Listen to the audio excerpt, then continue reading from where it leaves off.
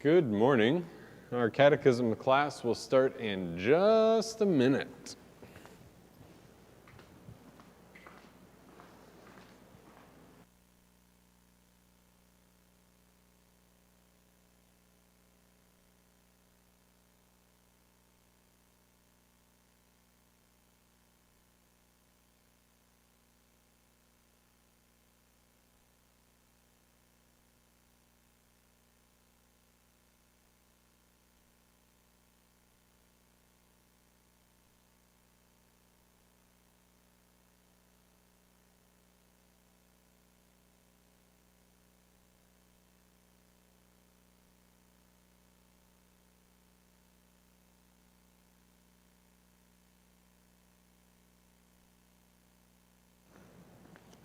All right, continuing our study of Old Testament Bible history.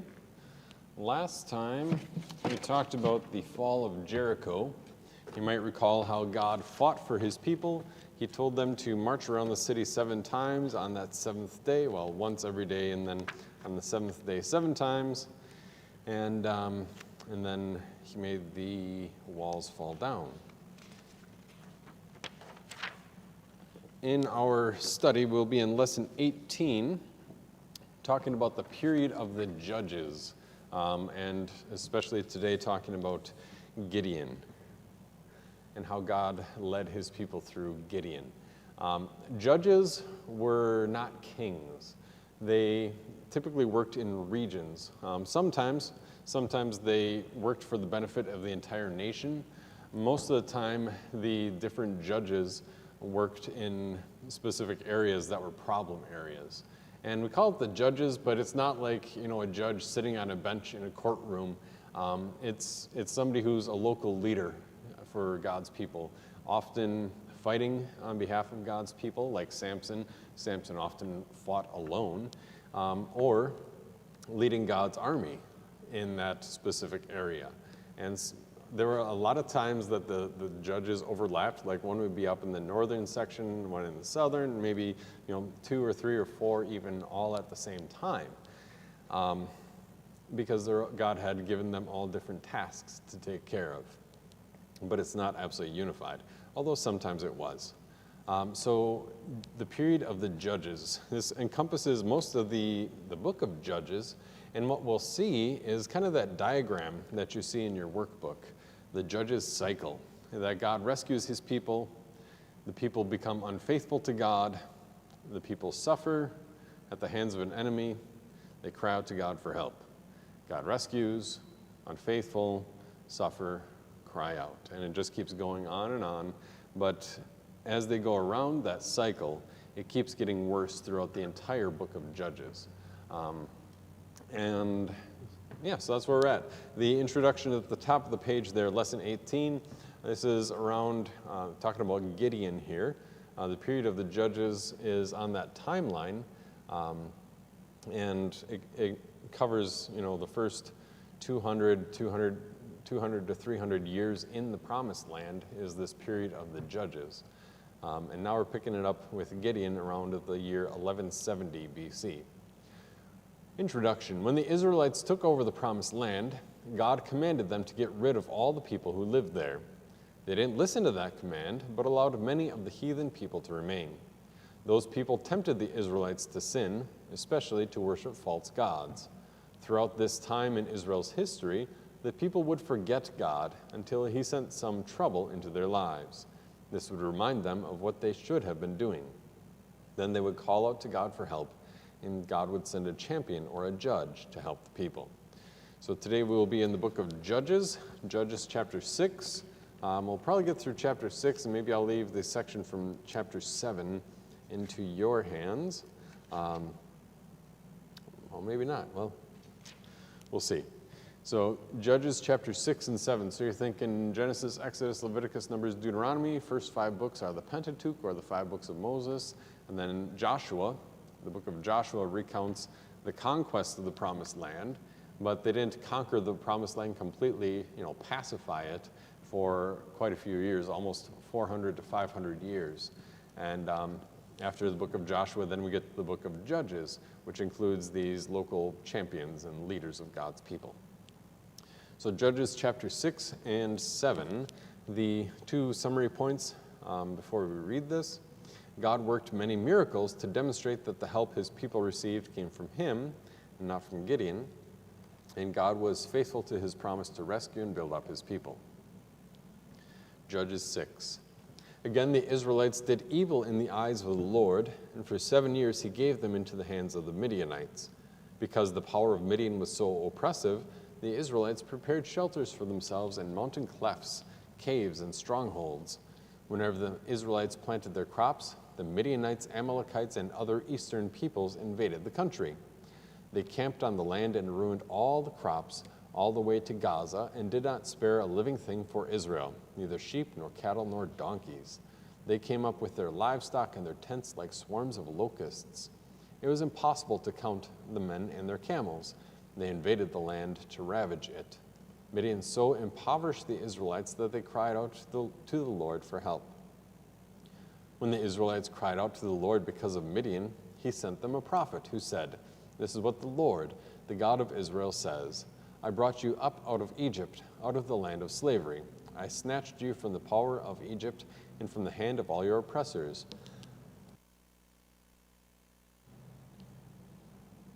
I drove them from before you and gave you their land.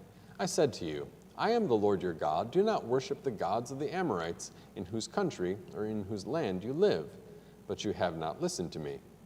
The angel of the Lord came and sat down under the oak in Ophrah that belonged to Joash the Abiezrite, where his son Gideon was threshing wheat in a winepress to keep it from the Midianites." So threshing wheat, basically when you harvest wheat, you cut off the stalk, then you strip off the kernels, and that kernel has an outside husk that you have to hit the wheat with like a threshing rake or something. You have to hit that wheat to break up that outside husk. And normally they do it out in an open area where gets a little breeze, so that then they could toss it up after hitting it. They would toss it up in the air, like use a blanket or something, and the breeze would carry all the light husks away, and then the wheat berry, or the wheat itself, would fall down onto that blanket. But here he is threshing wheat in a wine press, which is a large stone circle with walls, and then it's a little bit deeper inside, and so he's actually working down in there to break the husk off the wheat, and it's a much more arduous process because he can't separate it all so quickly with the wind. So he is threshing, verse 11, his son Gideon was threshing wheat in a winepress to keep it from the Midianites. When the angel of the Lord appeared to Gideon, he said, "The Lord is with you, mighty warrior." "But sir," Gideon replied, "if the Lord is with us, why has all this happened to us? Where are all his wonders that our fathers told us about when they said, 'Did not the Lord bring us up out of Egypt?' But now the Lord has abandoned us and put us into the hand of Midian." The Lord turned to him and said, "Go in the strength you have and save Israel out of Midian's hand. Am I not sending you?" "But Lord," or "But sir," Gideon asked, "how can I save Israel? My clan is the weakest in Manasseh, and I am the least in my family." The Lord answered, "I will be with you, and you will strike down all the Midianites together."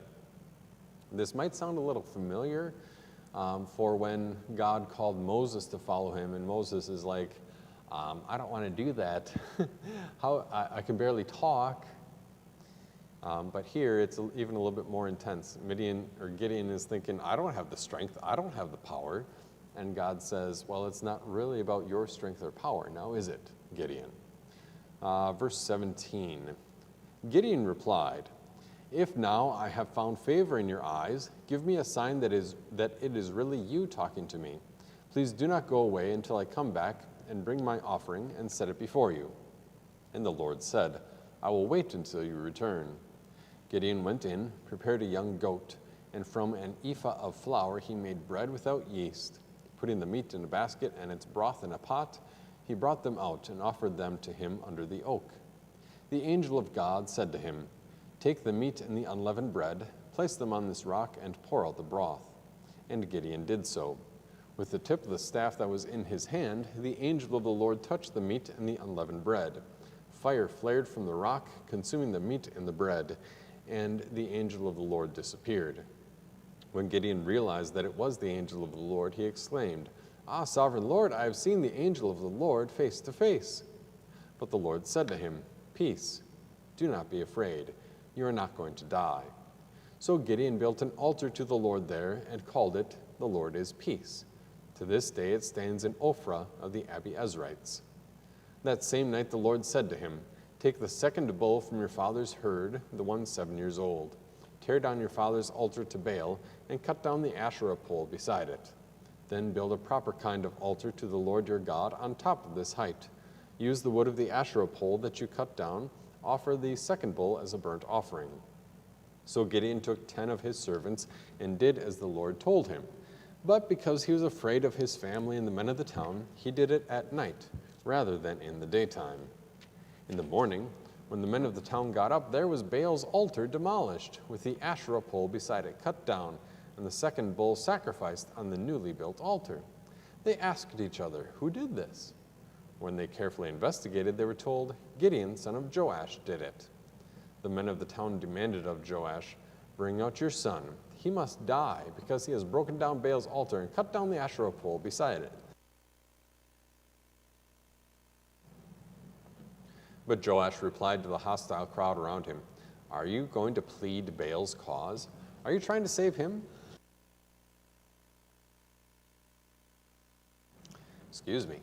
Are you trying to save him?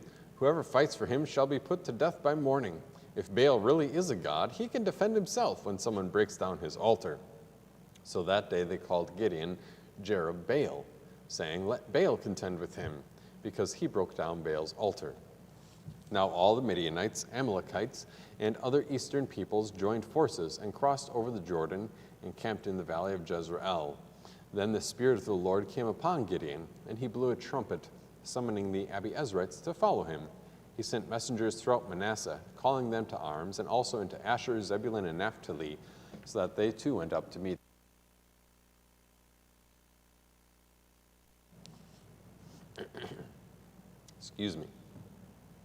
Gideon said to God, "If you will save Israel by my hand as you have promised, look, I will place a wool fleece on the threshing floor. If there is dew only on the fleece and all the ground is dry, then I will know that you will save Israel by my hand, as you said."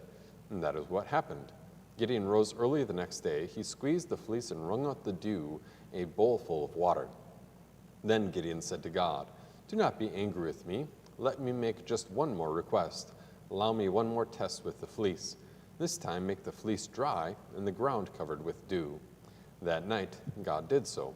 Only the fleece was dry. All the ground was covered with dew. All right, so we're going to pause there, and we'll take our questions for this and probably leave chapter 7 up for you. That's only about 5 questions worth in the workbook, but it's kind of an exciting story, so please make sure you read it.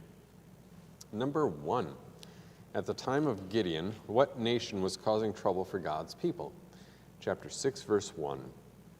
Again, the Israelites did evil in the eyes of the Lord, and for 7 years he gave them into the hand of the Midianites. So what nation? The Midianites. Number 2, what were they doing to the Israelites? Verses 2 through 6.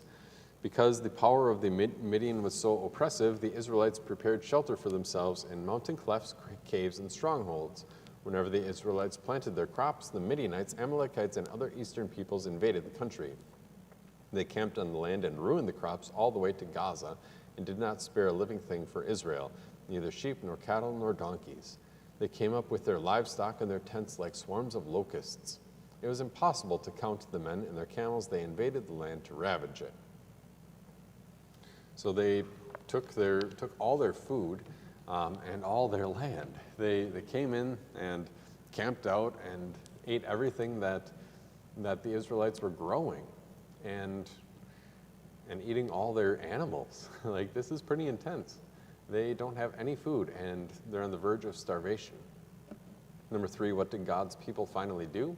Verse 6, Midian so impoverished the Israelites that they cried out to the Lord for help. This is the cycle. They forget God, they suffer, they cry out to help, God delivers them. And actually it goes like this, going around the cycle but getting worse and going down. Number 4, what accusation did God make against his people through this unnamed prophet? Verses 7 through 10, especially verse 10. Verse 10, I said to you, I am the Lord your God. Do not worship the gods of the Amorites in whose land you live, but you have not listened to me. They didn't listen to God, and they were worshiping other gods.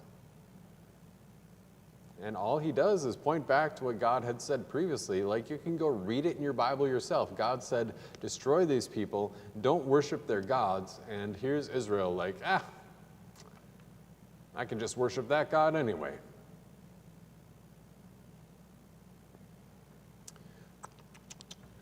Number 5, why do you think Gideon was afraid when he realized he was seeing God face to face? That's verse 22. When Gideon realized that it was the angel of the Lord, he exclaimed, sovereign Lord, I have seen the angel of the Lord face to face. Well, he knew he was a sinner, and God is holy, and he was terrified. How did God reassure him? Number 6. This is verse 23. But the Lord said to him, peace, do not be afraid, you are not going to die. Well, God said, you notice, so often when angels show up or God shows himself, the people are just terrified. And then God says, peace, you have peace, you're not going to die.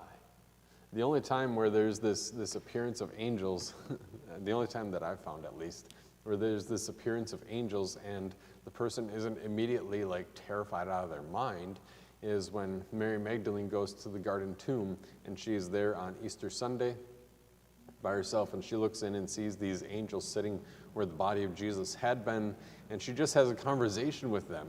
She is just so distraught and beside herself that she doesn't realize she's actually talking with angels and she needs to be terrified. Number 7, often the Israelites' unfaithfulness to God centered around worshiping other gods. What command did God give to Gideon to begin to undo this problem? And this idea of unfaithfulness to God by worshiping other gods, it's a prominent theme, especially in the book of Hosea. When our podcast talked about the book of Hosea, in Hosea's life there was the example of Hosea marrying an adulterous woman, and that his life would prove to be an example of the relationship between God and his people. So what command did God give to Gideon to begin to undo this problem? Number 7, verses 25 and 26. Tear down the false gods, idols, and pillars, and build an altar to the true God. So tear down the altar, his father's altar to Baal, tear down the Asherah pole next to it, and build an altar to the true God, and offer a sacrifice to the true God. Number 8, how did the townspeople react when they saw the altar to the false god Baal and the pole dedicated to Asherah destroyed? How'd they react? And isn't this ironic? Ironic and really kind of silly, kind of dumb. In the morning when people of the town got up, there was Baal's altar. They asked each other, who did this? And they demanded, we need to kill Gideon. And that's verse 30. Bring out your son. He must die because he has broken down Baal's altar and cut down the Asherah pole. So number 8, how did they react? They wanted to kill whoever did it. And Gideon's father, and this is Gideon's father's altar, like he's in charge of this altar for the town or something. But his father speaks up and he's like, well, time out. That's number 9. What reasonable argument did Joash, Gideon's father, propose to keep the people from killing Gideon? Verse 31. Are you going to plead Baal's cause? Are you going to save him? Whoever fights for him shall be put to death by morning. If Baal really is a god, he can defend himself when somebody breaks down his altar. And you see that even Joash is trying to play both sides. He's the one taking care of this altar, and then he's like, okay, my son destroyed it.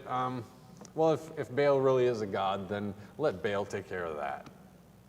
So maybe he just went along with taking care of this altar because it made life simpler for him, and it didn't bring him into conflict with his townspeople, his fellow townspeople. Maybe. But the argument is a good one. And it's very consistent, and it shows up a number of times throughout the Old Testament, especially in all of their conflicts with Baal, the prophets and the worshipers of Baal. I mean, this is going to continue for another 600 years. Baal was this god of rain, and in that part of the world, in Israel, if you don't get rain, if there's like an early rain in the springtime and a late rain in the fall, and if you miss one or both of those, then you're on the edge of famine. And if you miss rain for a couple of seasons, a couple of years, then you're really in starvation mode. And so these people thought that if they worshiped Baal and offered sacrifices to Baal, then they would get the rain that they need. So his reasonable argument, number 9, if Baal is a real god, he can defend himself. And it's the exact same thing as Elijah with the prophets of Baal at Mount Carmel. If Baal is a god, let him send down fire and burn up his offering if he wants it. Number 10, what signs did God give to Gideon to assure him that the Lord would be there to help him and that he would rescue his people from the Midianites' hands? Verses 36 through 40. That God would make this wool that he had shaved off of a sheep or a goat, that he would make that wool fleece wet with dew and the ground around it dry. And the next day he wrings out an entire bowl full of water. And Gideon's like, I'm not so sure. Can we just do it one more time, make the fleece dry and everything around it wet? And God did. So number 11, 12, 13, 14, and 15 all deal with chapter 7. So I'm going to leave chapter 7 in your hands.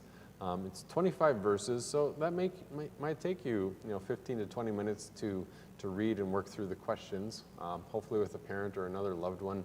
Or if you have any questions, contact me, 419-262-8280 or pastorhagen at icloud.com.